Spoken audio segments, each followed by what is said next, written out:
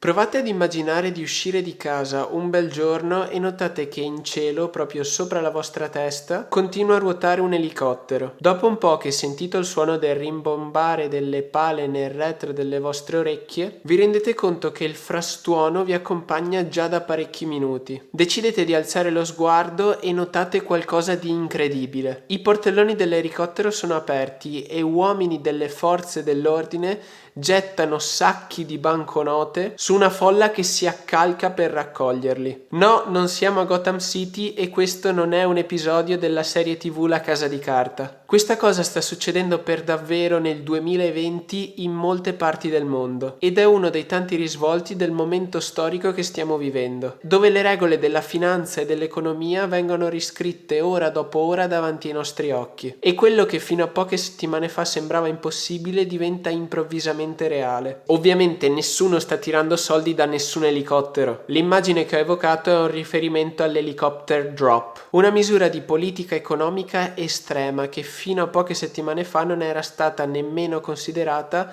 come opzione seria e che adesso vediamo adottata in forme diverse in molti paesi, compresi gli Stati Uniti. Il meccanismo di tutto questo in realtà è piuttosto semplice. Si stampano dal nulla banconote del valore di miliardi di dollari e si mettono in tasca alle persone. Le persone spendono questo contributo ricevuto e rimettono in moto l'economia. Detto così sembra una cosa semplicissima, ma come sappiamo le cose semplici hanno infinite complicazioni. Quindi oggi andiamo a vedere come funziona questo processo e soprattutto come dobbiamo comportarci in questa situazione. Allora, l'immagine dell'elicottero è stata per la prima volta utilizzata da Milton Friedman, uno storico economista monetario, premio Nobel e padre della scuola di Chicago. Friedman scrisse che, in ultima istanza, se la politica desidera aumentare la quantità di moneta in circolazione nell'economia, avrebbe sempre potuto prendere dei soldi e lanciarli sulla folla da un elicottero. Quella di Friedman era ovviamente una provocazione ed una politica con meccanismi simili non era mai stata utilizzata su ampia scala. Ma perché questo concetto è interessante ed è tornato di moda oggi? Per capirlo dobbiamo capire come funziona la politica monetaria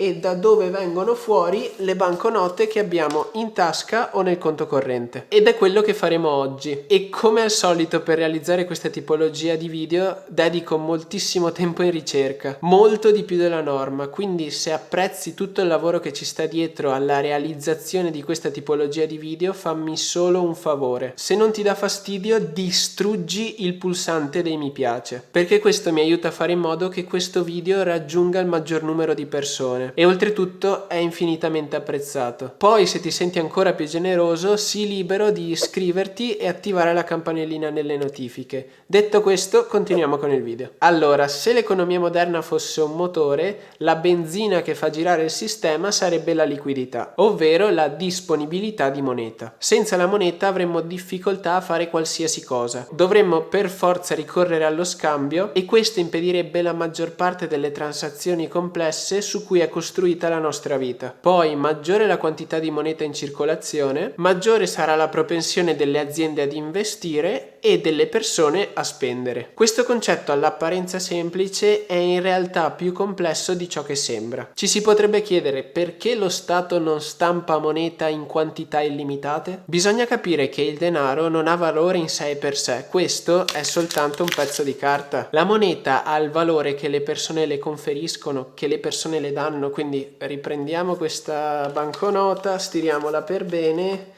e il fast food qui sotto probabilmente mi darà 2 panini per questa, almeno me lo auguro. Detto questo, ovviamente se ci fosse quantità infinita di moneta nell'economia, le banconote non avrebbero più alcun valore. E questo, per chi non lo sapesse, nella storia è successo spesso. Un caso di cui si parla spesso è quello della Germania alla fine della prima guerra mondiale. Allora lo Stato tedesco si trovava a dover pagare dei risarcimenti altissimi per i danni provocati durante la Prima Guerra Mondiale e decise di stampare enormi quantità di denaro, andando a svalutare il valore della moneta e facendo così impennare i prezzi. Per darvi un'idea, le persone andavano a fare la spesa letteralmente con pacchi di banconote, tanto che si racconta che dovevano utilizzare le carriole per trasportare tutti quei contanti. Non lasciare mai i tuoi soldi incustoditi, si diceva all'epoca, che potrebbero rubarti la carriola. E questo purtroppo ha dimostrato come non basti stampare la faccia di un qualche poeta o di un capo di stato su una qualche banconota per rendere l'umanità benestante, ma i governi hanno comunque il potere, controllando la quantità di moneta, di rendere i periodi di crescita un po' meno caotici e i periodi di difficoltà un po' meno difficili. E per raggiungere questo scopo lo Stato deve garantire che ci sia la quantità giusta di denaro in circolazione, né troppa per non mandare i prezzi fuori controllo, né troppo poca causando così una depressione. E questo è il difficile compito delle banche centrali, le istituzioni che per legge hanno la possibilità di stampare nuova moneta ed emetterla nell'economia. Tradizionalmente esse lo fanno controllando i tassi di interesse e quindi il costo del denaro, cioè la quantità di denaro che devo pagare per prendere del denaro in prestito. Per esempio, se la banca centrale stabilisce che i tassi di interesse sono a zero, significa che tutte le banche potranno prendere in prestito soldi da essa senza dover pagare nulla, per poi poter prestare soldi ad aziende o privati a condizioni molto più vantaggiose, ovviamente. Ciò fa sì che ci siano molte più risorse da investire. Al contrario, quando i tassi di interesse sono più alti, il costo del denaro è più alto e quindi le persone e le aziende prenderanno in prestito dei soldi solo quando è strettamente necessario e di conseguenza la quantità di denaro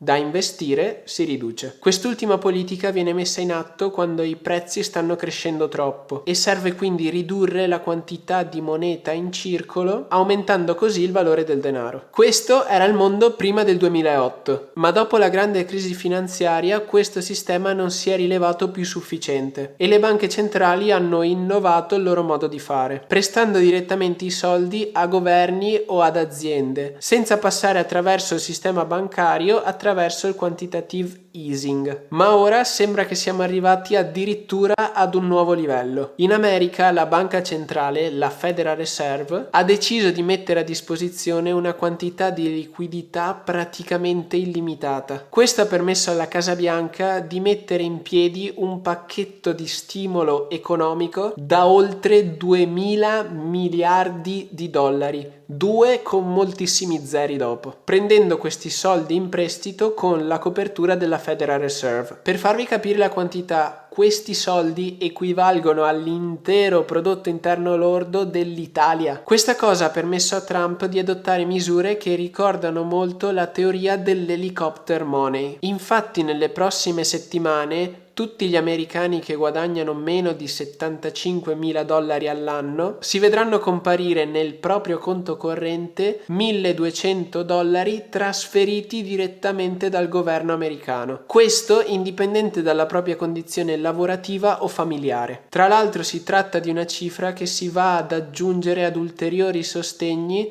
alle persone che hanno perso il proprio lavoro e che ha l'unico scopo di far ripartire il motore ingolfato dell'economia. E questi sono gli Stati Uniti, il paese in questo momento più ricco al mondo. In Europa forse non ci saranno le risorse o la volontà di mettere in atto misure di questo tipo, ma sono convinto che anche qui si farà qualcosa, anche se magari non della portata di quel che abbiamo visto negli Stati Uniti. L'Europa purtroppo è sempre più lenta a recepire le innovazioni che arrivano dagli Stati Uniti ed era stato lo stesso anche per il quantitative easing, ma voglio essere ottimista che se la soluzione funzionerà negli Stati Uniti, presto anche i governi europei si immagineranno qualcosa di simile. Ma perché ho voluto portarvi queste vicende? Prima cosa in assoluto perché ci aiuta a vedere i soldi che abbiamo in banca come una risorsa, come un bene scarso e prezioso di cui dobbiamo disporne con intelligenza e se possiamo non rimanerne sguarniti, soprattutto in una situazione di crisi improvvisa come quella che stiamo vivendo ora. Il secondo motivo è che stiamo andando incontro ad una recessione e sia da un punto di vista dei nostri business e del nostro lavoro, ma anche da un punto di vista di gestione dei nostri investimenti, è importantissimo capire quali sono le strategie che i governi utilizzeranno per uscirne. È facile che in un momento complesso come questo si può essere naturalmente portati a vendere tutto in negativo, ma quello che abbiamo visto negli ultimi anni è che il nostro sistema riesce ad adattarsi a sfide sempre più difficili e diventare sempre più forte inventandosi nuovi sistemi per reagire alle crisi. Anche se il momento è difficile, non dobbiamo essere tentati dalla prospettiva che stiamo assistendo alla fine del mondo. Le crisi ci sono sempre state e continueranno ad esserci sempre, e questa non è la prima e non sarà l'ultima. Quello che possiamo fare nel nostro piccolo è leggere la situazione e capire come sfruttare le possibili opportunità che essa scaturisce. Con questo non dico che sia assolutamente facile e non voglio ignorare le situazioni che ognuno di noi può vivere in questo momento. I soldi non cadono dal cielo, ma negli ultimi anni abbiamo visto come la liquidità ha permesso di fare ottimi profitti a chi ha investito ed ha permesso la creazione di capitali di rischio che hanno portato ad una rivoluzione industriale che ha fatto nascere interi settori all'insegna dell'innovazione, e credo che questa situazione sarà destinata a continuare. Certo, non nelle prossime settimane e forse non nei prossimi mesi, ma sicuramente almeno nei prossimi anni. Stiamo vivendo una rivoluzione epocale nel sistema di produzione e questo porta con sé rischi ed opportunità. Il mio suggerimento dunque è utilizzare questo periodo per investire in noi stessi, per capire come poter reagire alla situazione in cui ci troviamo nei prossimi mesi. Un cambio di carriera, imparare una nuova competenza, gettare le fondamenta per una nuova attività imprenditoriale. In attesa che qualcuno ci lanci soldi dall'elicottero, cerchiamo di mobilitare le migliori risorse che abbiamo a disposizione. Facciamo così, partiamo fin da subito da qui. Qui sotto nei commenti ognuno di noi scriva le 3 cose che realizzerà nei prossimi mesi per migliorare se stesso. Condividere ciò che vuoi fare con gli altri è il primo passo ed oltretutto qui può essere anche d'aiuto e di spunto per gli altri. Detto questo, il video è terminato. Io vi invito nuovamente a lasciare un mi piace per supportare il canale e supportare questi contenuti dove lavoro veramente tanto. Poi, se non volete perdervi tutti i futuri video, vi invito ad iscrivervi e ad attivare la campanellina e noi ci vediamo alla prossima avventura. Ciao a tutti ragazzi!